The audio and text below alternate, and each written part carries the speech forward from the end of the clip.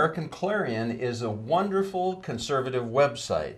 Bob Ellis, you own it, you run it, and you host, you not only write some really good conservative commentary, but you host a number of other authors. Yes, we have 2 or 3 dozen that write for us. And if you haven't been there yet, the information is on the screen. You should go there. But today, Bob, we're grateful you're in the studio, and all the conversation we hear, all the blathering coming out of Washington, D.C. about the fiscal cliff and about the budget and about taxes.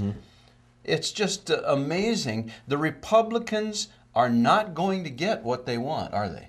No, not the way things are stacked up. You know, the White House is on our opposite side, and we don't control the Senate.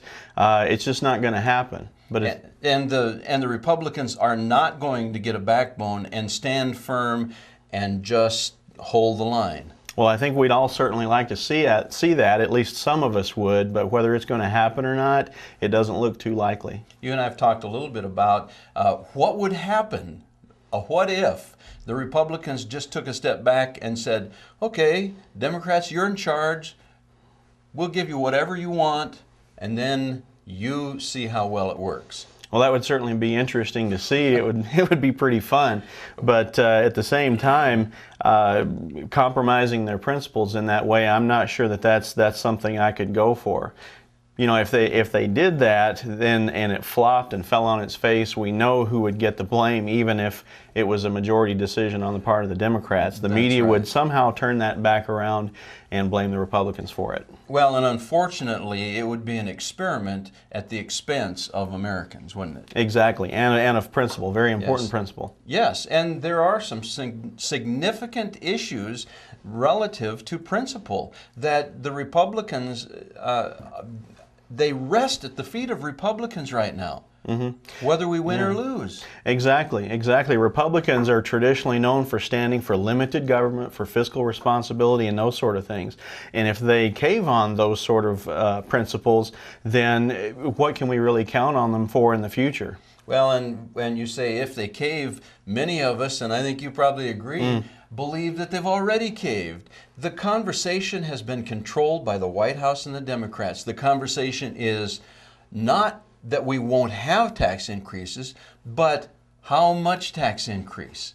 Exactly. We've lost control of the narrative of the conversation, and I believe that this may actually go back to what happened a couple of years ago whenever Republicans had an opportunity after the big 2010 elections to make a difference in the House, and the whole debt deal thing came up.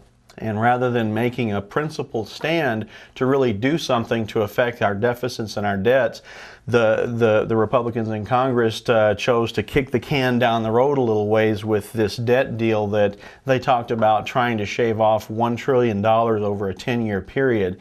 And in that same time period, we were on schedule to accrue another $10 to $15 trillion in debt. It just didn't make any sense. Is it close when I say that the spending cuts the Democrats are talking about are not cuts at all? What they are is reductions in increases. Exactly. That's usually all that we see from the left, from the Democrat Party, is just a slight reduction in what would normally increase. We're already overspending to the tune of $1 to $1.5 trillion a year. We have to make some serious fundamental cuts. I wonder if there's any hope for that. When I hear people talk about Republicans agreeing to kick the can down the road, what the picture in my mind is that they're kicking taxpayers down the road.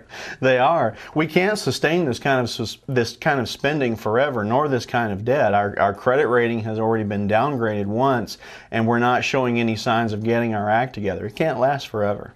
No, and really, this can that's been being kicked is in pretty tough shape, isn't it? It's been pretty beat up. You know, when you have a nation that has $16 trillion in debt, how do you even comprehend that figure? How can you comprehend how you're going to ever pay that off? The conclusion I've reached is that insanity rules fiscal policy in America. I'm afraid that it does. There's really no sanity at all whatsoever to our fiscal policy, our tax policy, our economic policy. And in that case, the very best we can hope for from Republicans is maybe a heavy dose of Prozac.